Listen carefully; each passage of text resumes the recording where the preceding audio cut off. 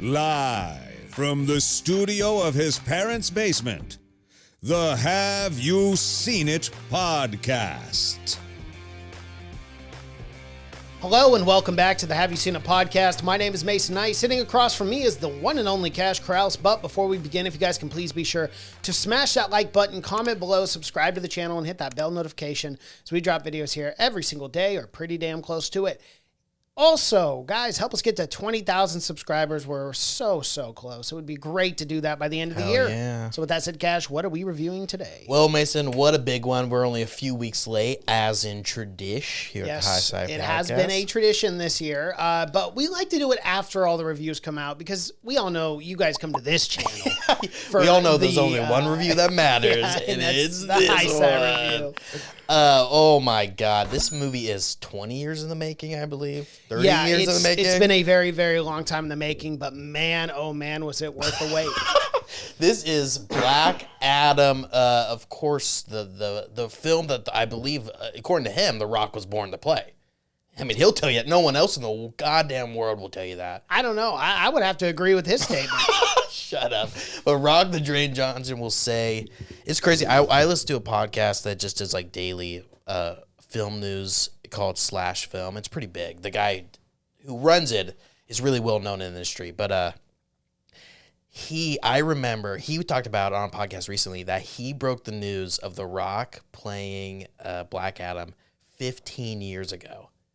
Yeah, That's 2007. I remember when The Rock was talking about Black Adam around Scorpion King times. Wow. Yeah, he's literally had his. I mean, he cannot get this film fucking made for some reason. Yeah. It's The Rock.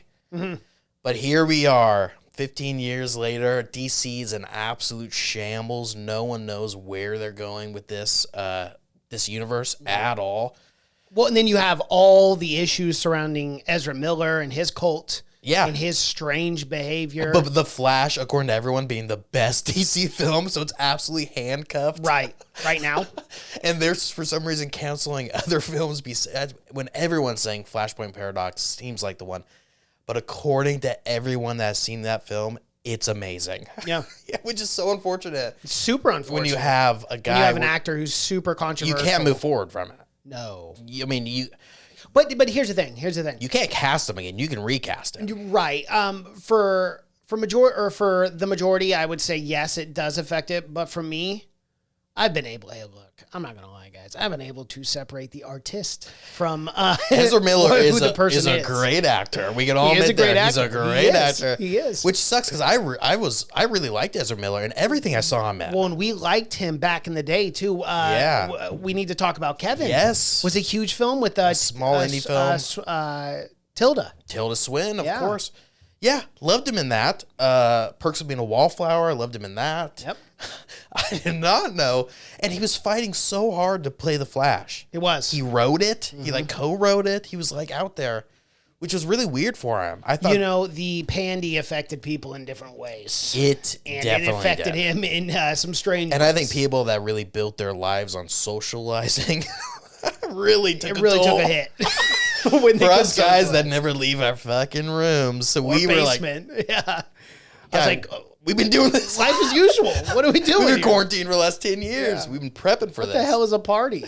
I've only watched Project X to know. But my goodness, DC is crazy right now. The one good news is they just hired James Gunn to run the whole fucking thing. Which I think is a really smartest move that they've ever made. But that doesn't mean that they're not going to stop doing what they're doing right now, because I don't know if you can come back from this. No.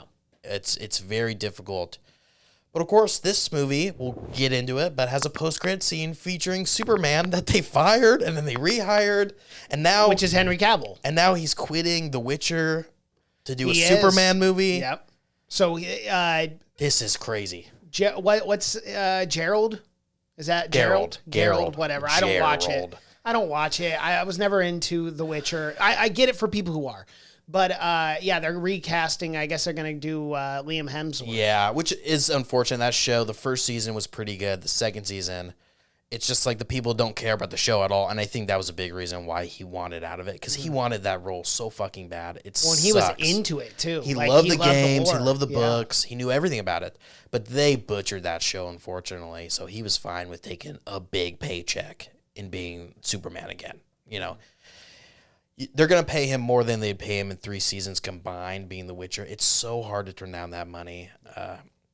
But yeah, right now I hear, though, at DC Studios, it's a free-for-all because they don't know what's going on. Is directors are coming out of the woodwork and getting their movie greenlit because they're like, I mean, that's like, fun. we can do whatever we want right now because it's such a shit show over there. I don't understand.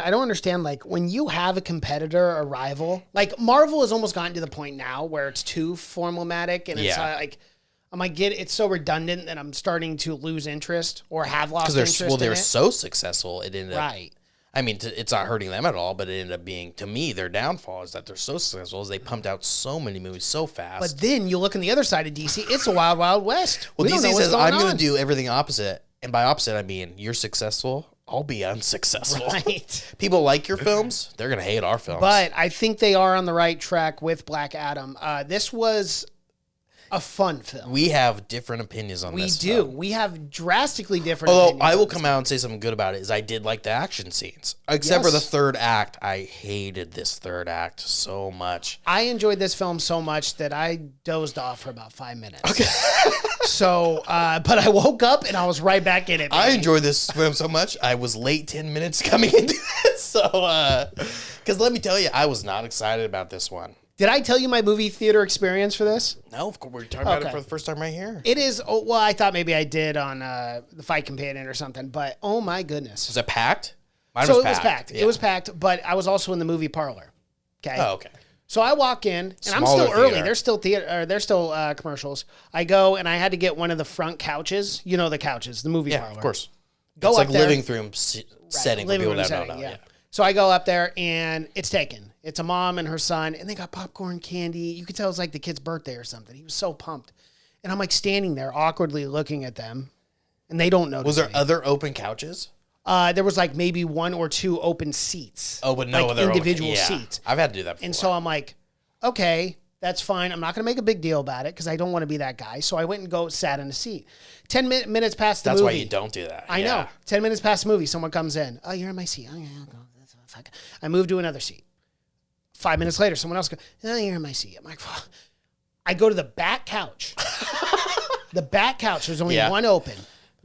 2 black guys walk in. I'm not joking. An hour after the film started. And I already know right away because they got popcorn. They're all excited. They go, oh, we're late. I'm like, they literally say that when they walk in. They're like, we're late. And I'm like, yeah. In the back of the theater, I'm sitting there. I'm like, I already know.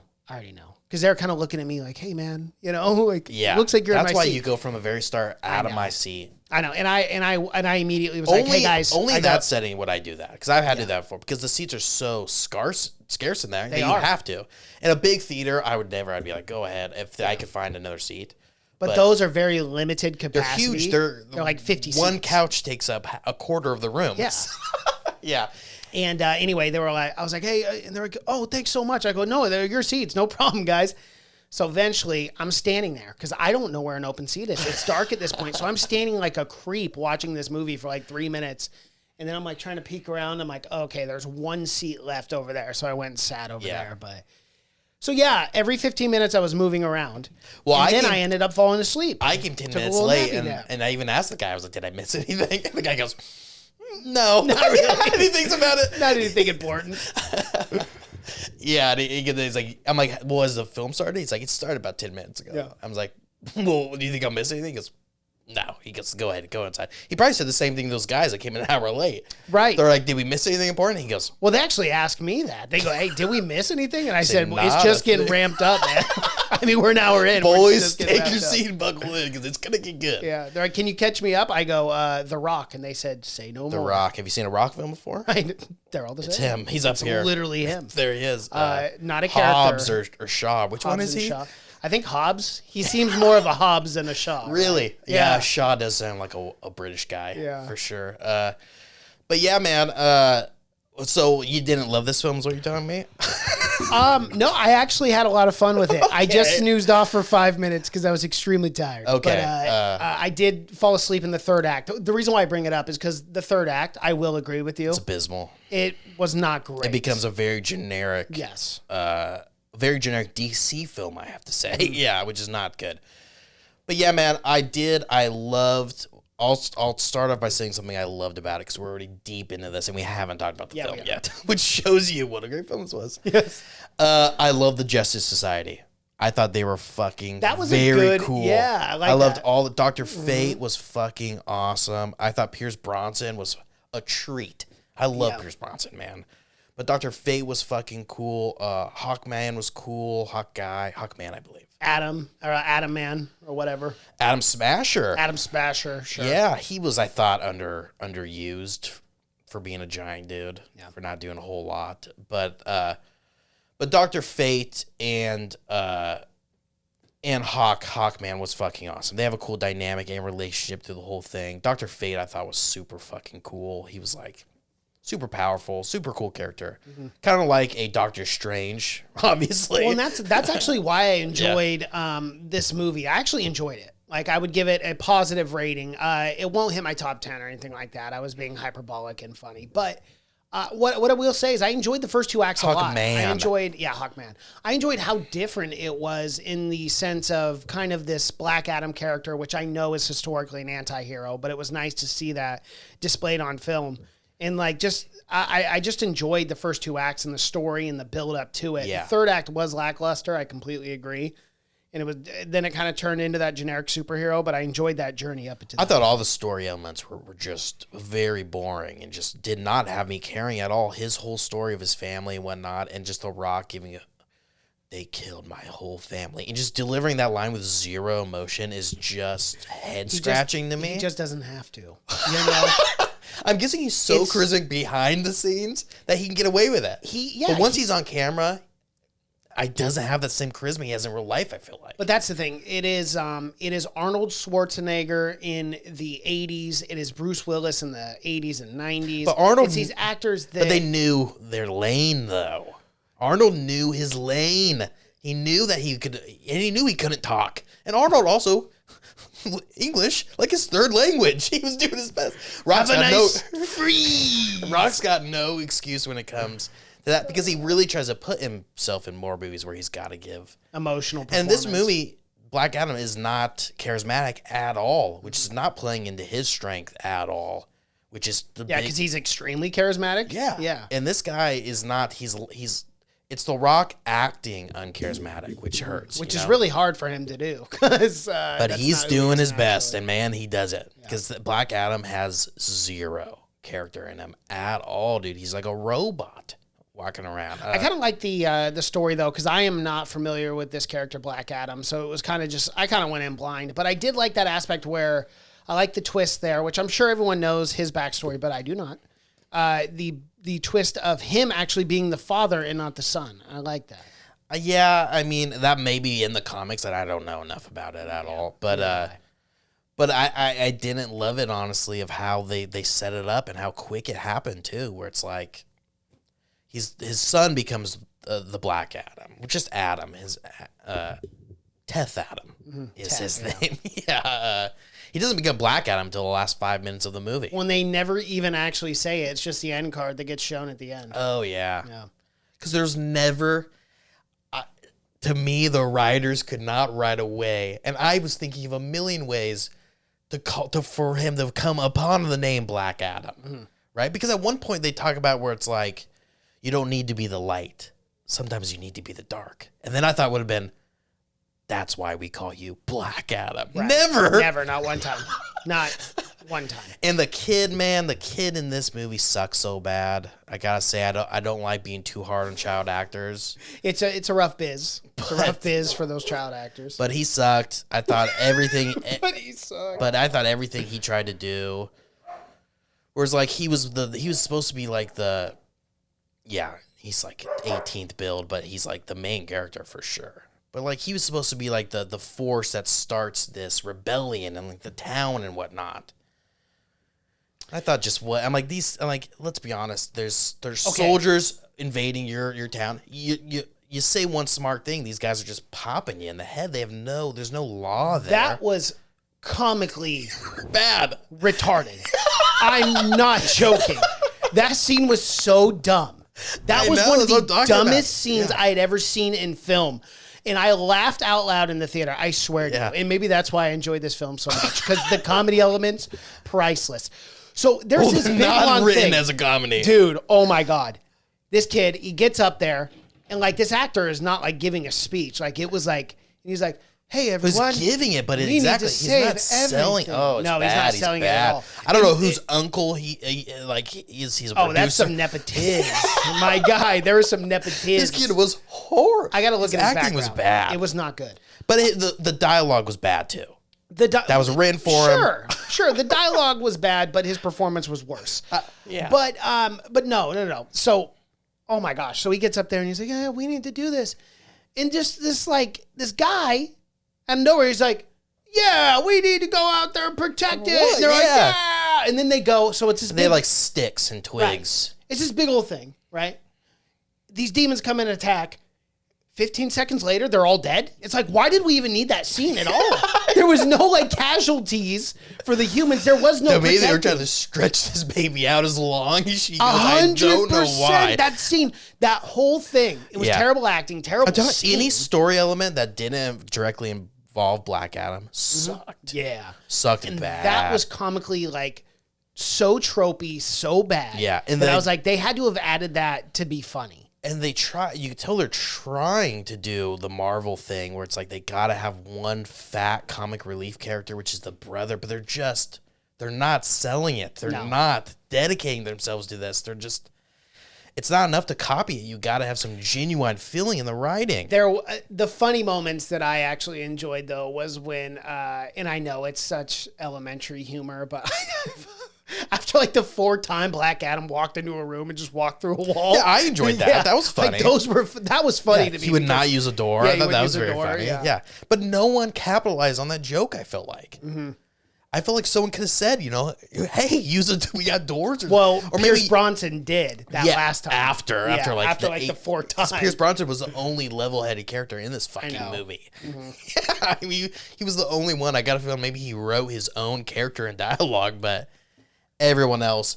I got to tell you, man, if you look at the director, Jammu Khaled Sarah, he directed four, count them, Liam Neeson films. Wow. That between 2011 and 2018, and those aren't the good Liam Neeson films. Oh, boy. He directed Unknown, Nonstop, Run All Night, and The Commuter, which all sound like the same film. Yeah, no, they are. They are the same film. They're 100% the same film. Oh, but so like, again, it's weird to me that they would go from getting someone like Patty Jenkins to direct Wonder Woman, which was a very small-timey director, to getting this guy that's clearly just one of those directors you throw in there for a paycheck, that you can get him to direct anything. He'll direct anything. It doesn't matter, He'll direct 18 Liam Neeson films because he's getting paid and he likes hanging out with Liam Neeson. Right. But just not the guy you want directing this film. But you got to think it's directed by that guy, but you got to think The Rock is a huge creative force in this.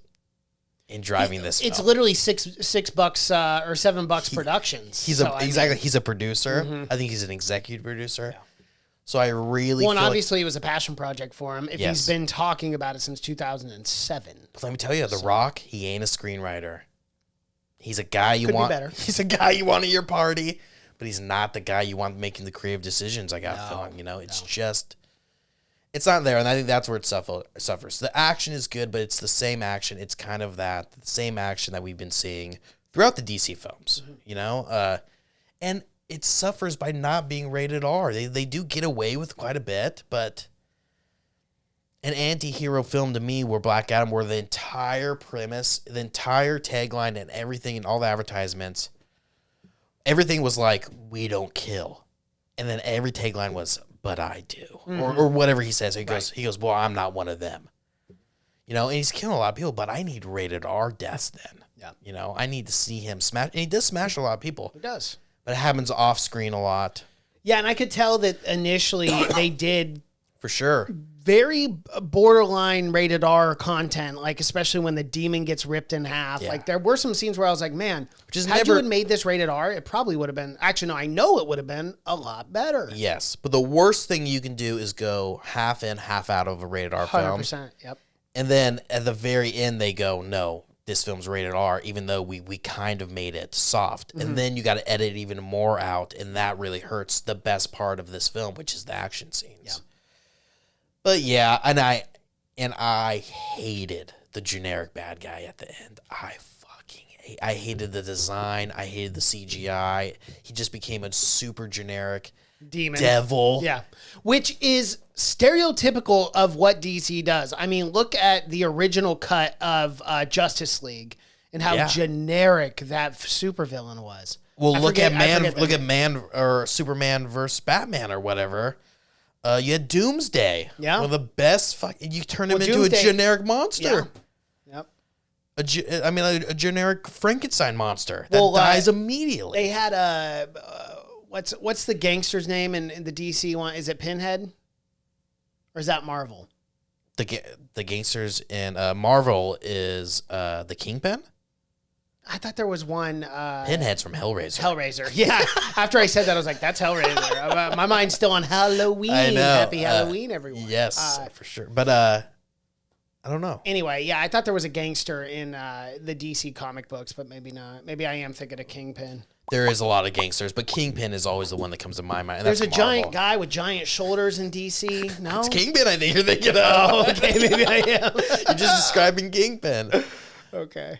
But there's Lex Luthor, but he's a tiny. Yeah, he's white tiny. guy. Yeah. Yeah. But yeah, I mean, it unfortunately follows the same. It is probably one of the better DC films, but again, the bar is so fucking low that means nothing anymore. Are you excited for the new Superman film? I did not stick around for the credits. Did you? Even though everyone was talking, the Rock came out before the movie came out. I was talking about this after credit scene.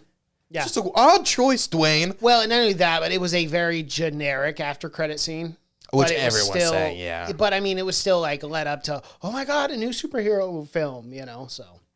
Yeah, which is, completely up on the air if they're actually going to do that or not. I know. But according to Henry Cavill, he's all in on it. Well, if he's leaving The Witcher, I hope so, because he's got to bring in some dough. I don't mind. I like Henry Cavill. I think he's a really good Superman. Yeah. I don't have a problem with him. I thought he did good in Man of Steel or whatever, so. I know, man. And Man of Steel is starting to get a little more recognition than it should have. I know, which I was a big advocate for that movie when it came out. Same with Superman and versus Batman. No, that one. It's one of the best ones to ever do it. Okay, well now you're being an asshole. You're just being an asshole. But yeah, I like the action. Hated any story element at all of this film. Which again, I like the Justice Society. But a you lot. had fun.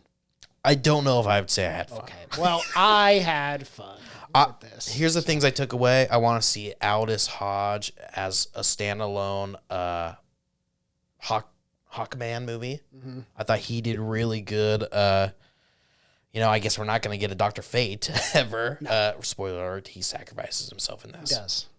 But it was super cool. I liked his powers were super fucking awesome. I want to show you this. 40% from the critics, but with over 5,000 votes from the audience, you have a 90% score. I know. That's very good. Thanks. I'm aware. I'm aware of the 100% scale goes. It is. I'm gonna tell you though. Now let me do some math for you. Yeah. 90% is 9 out of 10 stars. I know.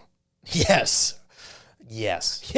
Let's talk about that for a second and how far society has slipped. I mean, how bad just education in our country, in the world is getting.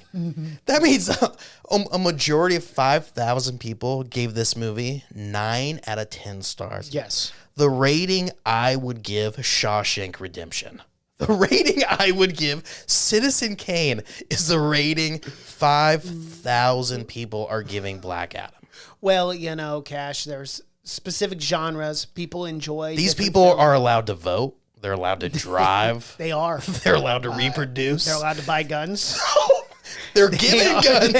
They are not buying. They are given guns. They're allowed to buy alcohol. Oh my God! Yes, incredible. They can operate planes, helicopters, boats. It's not good. It's not 90% of those We're people. giving these people too much power. Just allowing them to review movies is a lot. Yeah, I think we are leaning currently on the side of authoritarianism at this point. I say shut it, Shut it down. all down. Anyone voted 9 out of 10? Strip all your I'm rights. putting you on a list, and you are getting rounded up, my friend. We need to get rid of these people. You know, I would probably give it, what was the critic score, 70? 40. Oh, 40. I would give it higher than that. Yeah, for sure. I'm going to For give me, it... I'll go first because I ahead. liked it more, and I know we'll see if we're even ballpark. If I had to go out of 100, I would give this a solid like 72. Oh, yeah, that's higher than I would give it. I was to the 50 to 60. I would give it a 55. Okay. A 55. That sounded about where I thought you were going to be. And I'd give this a solid C. Like, the thing is with this is... I would give Batman vs. Superman an 8. An 8 out of 100.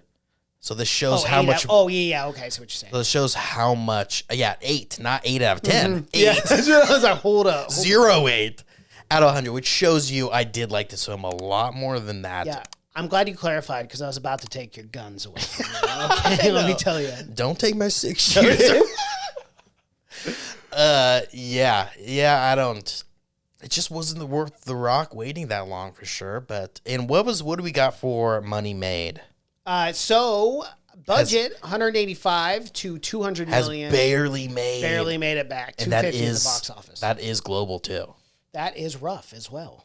That is pretty fucking bad. Well, I went and supported it, and I had a fun time with it. I mean, there were some comically stupid scenes, but overall, I thought it was decent. And like, if you like superhero films, I think this is a movie that you could go to and have a good time with. It's definitely not, Endgame or anything like that, but it's not bad. Yeah. If this film came out in, I don't know, February or something, I think it would have done even much, much better right now. But it's like, there's some horror stuff out right now that I think people are going to super weird time to drop it. I know. Yeah. I wasn't in the superhero mood when I went to this. To me, I was like, oh, October, that means this thing's going to be R. Mm-hmm. This thing's going to be scary, right? We're going to see him ripping apart people. Yeah. No, we see him rip apart maybe the most CGI demon you've ever seen in the world. Yeah, that's all I got for Black Adam. All right. Teth Adam. Well, that is our review for Black Adam, formerly known as Teth Adam. If you guys like what you're seeing here, please be sure to smash that like button, comment below, subscribe to the channel, hit that bell notifications. We drop videos here almost every single day. Yes, we If do. you like what you're seeing here, please be sure. I already said that. What the hell am I doing? My name is You say Mason it Knight. twice. I'm losing my mind. That's Cash Krause. Until next time. Bye.